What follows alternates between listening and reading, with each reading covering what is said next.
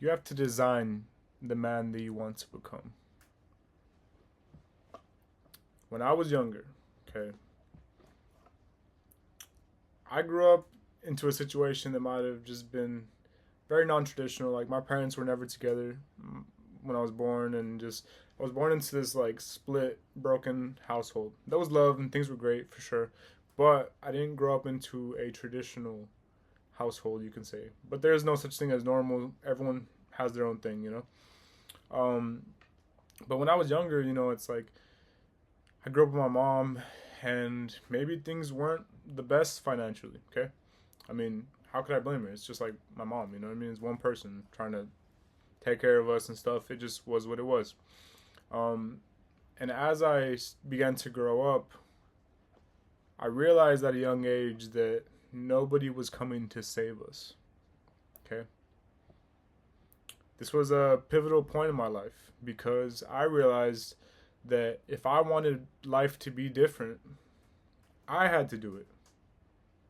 I had to change my life. I was responsible for changing my current situation. Nobody was coming to do it for me.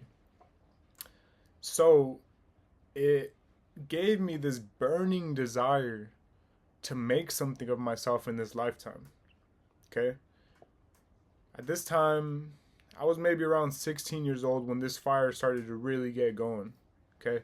I've always been kind of ambitious, whatever, but around that age specifically, when I realized that nobody was coming to save us, it gave me a different type of fuel.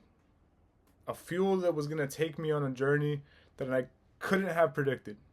And I'm still currently on this journey, so don't let me sit here and try to convince you like I'm some fucking person that's made it and all these different, like, I'm very actively on my journey and I'm very actively chasing my dreams currently. Okay?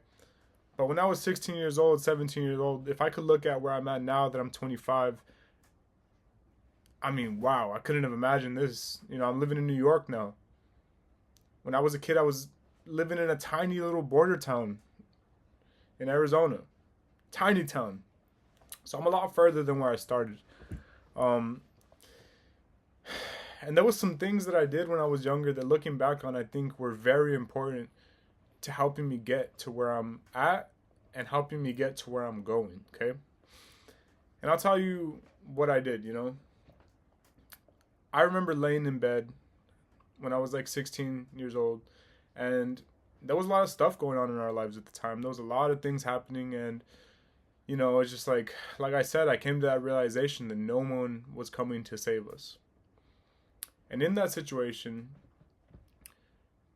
I was able to use my imagination to give myself hope. Okay? And to me, this hope looked like this. I would lay in my bed and I would try to imagine the craziest future that I could imagine for myself and for my family. Man, I'm telling you, I would get like descriptive. I would get detailed with this envisionment of a future that I saw. Something that I was imagining, a life that I wanted to live, somewhere I wanted to go, things that I wanted to do, things I wanted for my family. And I would just think about this so in depth that it would begin to feel like I was there. And when I would feel this feeling of achieving these goals and these things and becoming this man that I wanted to become, my heart would begin racing. It would get me so excited. And it wasn't because of the material things. I was excited at the fact that I could change my life and I could change my family's life. Man, dude, nothing would get me going more than thinking about this future that I wanted to set out to get.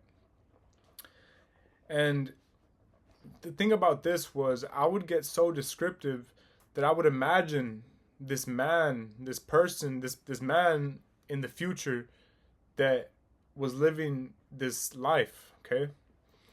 And I began to think a lot about that person.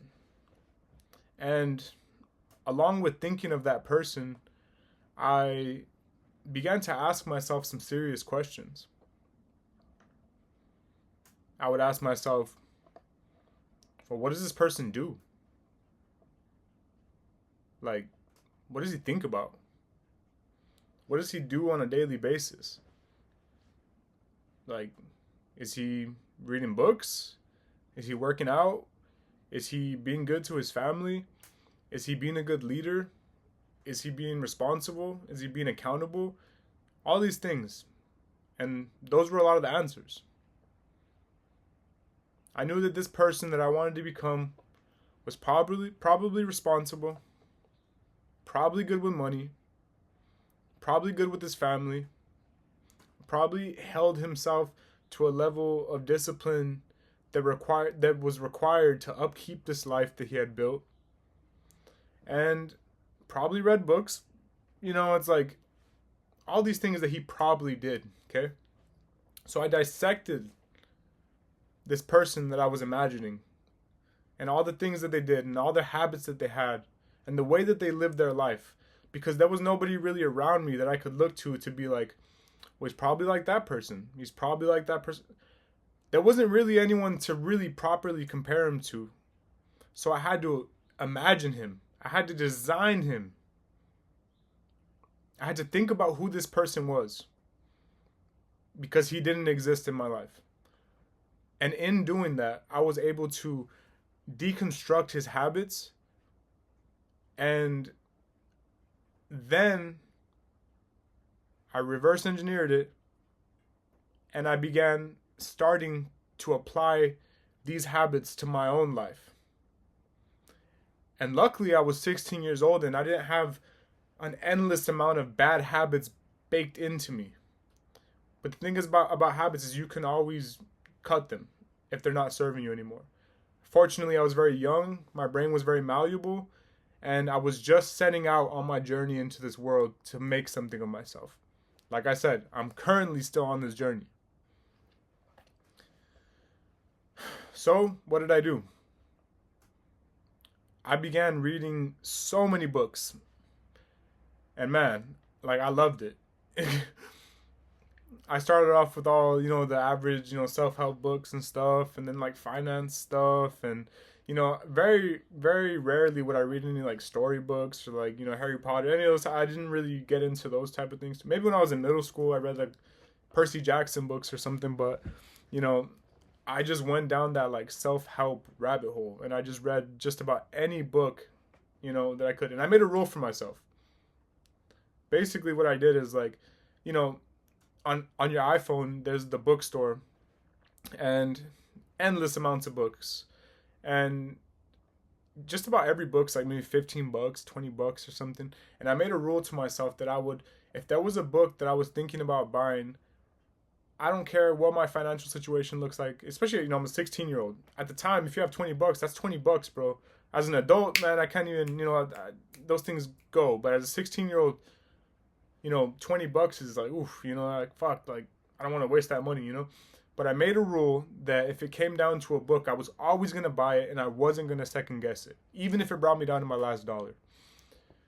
So I did that, and I read a bunch of books. I probably read upwards of 50, like for sure 40, probably almost just about 50 books. Is that the most books that anyone's ever read in this world? Absolutely not. But you got to understand that I also dropped out of high school when I was 17. So all of this has been by choice, and it wasn't forced on me. I decided to do these things. So bought every book on the way, read all of them, and began to apply all of these characteristics of this man that I wanted to become. And slowly but surely, my life began to change. But it was because I put myself in this incubator and this pressure cooker to grow into the person that I needed to become. But all of this was only possible because, to begin with, when I was 16 years old, and I didn't have that proper role model in my life, so I designed him. The man that I wanted to become was designed in my head. And once I had that, that gave me direction to slowly start working towards becoming this man. Day in, day out, this is who I wanted to be. And along the way, I started to become this person. And like I said, I'm not where I fully want to be in life, but I'm a lot closer than where I started. It's been a crazy journey. And I say all of this to say, it's, if you need direction in life, it's very beneficial to design the best version of yourself that you can imagine. And that's just step one. But step two is to deconstruct that person's habits. Everything that person does, everything that makes this person that you design who they are, you have to deconstruct it. And then you have to reverse engineer it and design yourself to be that person. And it's not going to happen in one day. But if you start to adopt the habits, you will slowly start to become the person that you designed, the ideal version of yourself. Will you be perfect? Absolutely not. Am I perfect? Absolutely not. No way. But do I try? I try my best to be a good person, to be a good brother. All these things. I got siblings. Everything I do is for my family. So if you want to be the best that you could possibly be in your life for yourself and for your family, I highly recommend designing the ideal version of yourself that you look to work towards, and break down their habits and start to apply them to yourself. It's very, very, very important to design the man or person that you would like to be.